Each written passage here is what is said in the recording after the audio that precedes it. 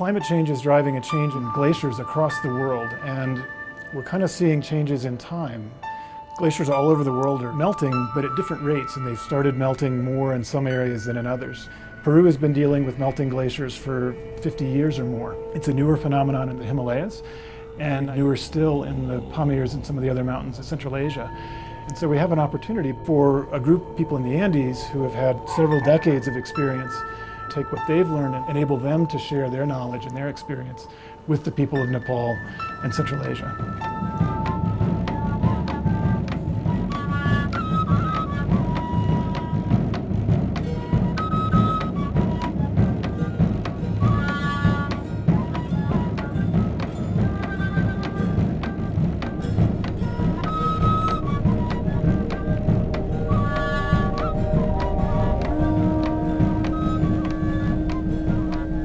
So we've gathered a group of physical and social science researchers and development practitioners here in Huaraz.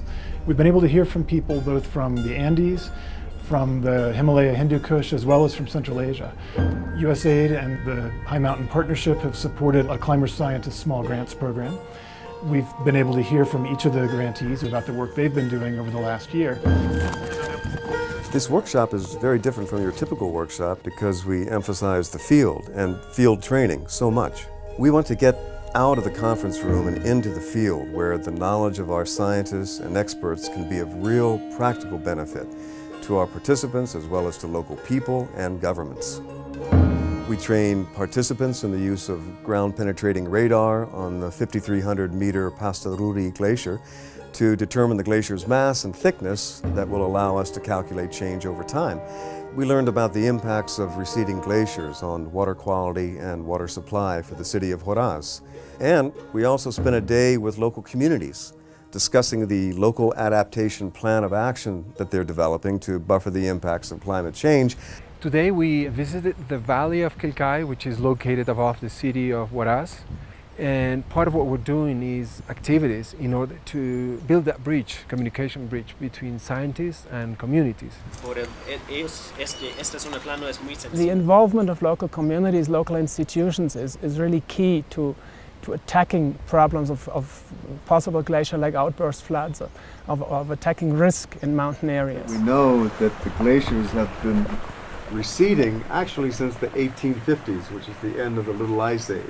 So that's why in 1940 you had lakes, and in 1941 a glacial lake outburst that destroyed much of Huaraz. Starting in 1970, 80, 90, and today it's accelerating again. One of the great things about this program is it brings together people from different disciplines and from different areas, from different countries. We have people here from Nepal, from Central Asia, and they all have a different perspective on glacial lakes, on mountain risks, on management of mountain areas. And that is, I think, quite unique. This is my first time in the Andes, and I'm really surprised to see the communities which are so similar to the communities back in Nepal, not only in terms of features, but also in terms of the lifestyles. Que también ellos, de nuestros hermanos de Nepal, están pasando también por esta desglaciación, ¿no? De sus nevados que tienen ellos, de sus montañas. Vemos con tanta extrañeza o tanta admiración de que vemos de que nuestros glaciares están retrocediendo, desapareciendo. Yo creo que bastante significativo, porque en sí nosotros todavía no nos estamos dando cuenta de esto de lo que es el cambio climático. Y yo creo que es muy importante esto, doctor. 3 hurras por todos, pues.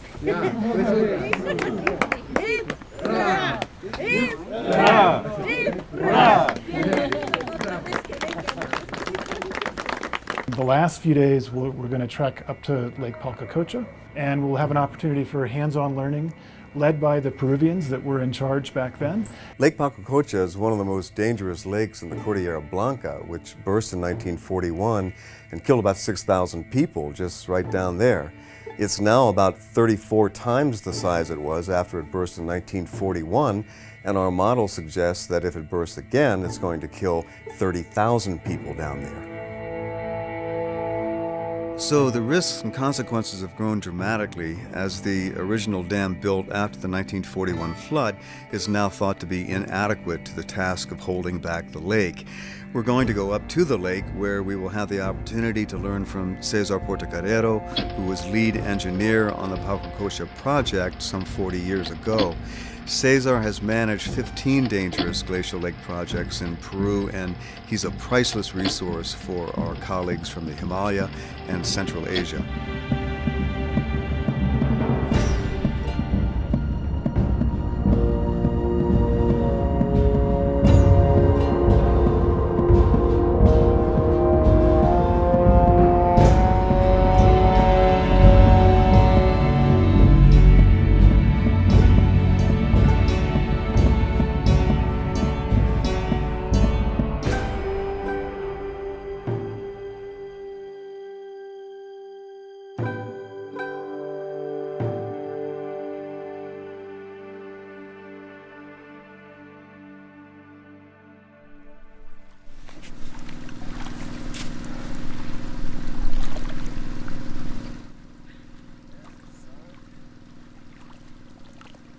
This dam that you see here was finished in 1974, and it was built when the lake had 500,000 cubic meters, but the current volume we could assume in more than 17 million cubic meters, 34 times the volume that we had in 1974. We think that the level of the lake has to be reduced in those 15 meters of the first 300 or 400 meters in this front part. So it's going to be a big work to protect the city of Huaraz. र यहाँको समस्या के रहेछ माथिको समस्या यहाँको समस्या र माथिको समस्या मैले धेरै जस्तो एउटै देखाएको छु अब हाम्रो माथि अहिले इम्जा चौक चाहिँ एकदमै जोखिमपूर्ण त्यो अवस्थामा छ अनि मैले एउटा पोखरी देखेँ त्यो चाहिँ पहिला उनीहरु पनि एकदमै जोखिमपूर्ण थियो रे त्यसलाई चाहिँ अब टनल बनाएर उनीहरुले त्यहीबाट पहिला चाहिँ बिजुली पनि त्यो गर्थ्यो र अहिले चाहिँ अब र माथि हामीले इम्जा चोला पनि यसरी नै जोखिम मुक्त बनाउने एउटा आशा लिएको छु. This would be possible in India also? To do this? Yes, but in India it's necessary to define the features, the characteristics, the structure of the moraine. Here we are sure that there is not ice inside, but in India, as far as we know, there is ice in the moraine. We cannot excavate if there is ice. Otherwise, we could produce a glove. From this conference, I think it will help Nepal, Peru, or other countries to mitigate the risk and to save people from the glove problem.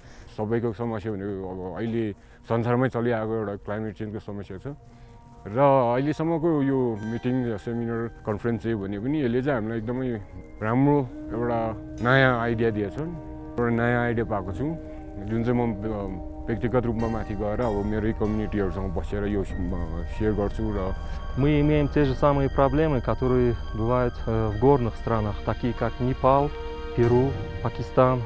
Инициатива, мы не должны иметь границ в сфере науки, и все должно быть открыто для людей. So we've been able to see similar problems and also look at differences across the different regions. And the idea has been that we want to promote South-South learning. And so by bringing these people together, we're able to see what they've learned in Peru and begin sharing it and applying it in areas where the melting of glaciers is a bit newer.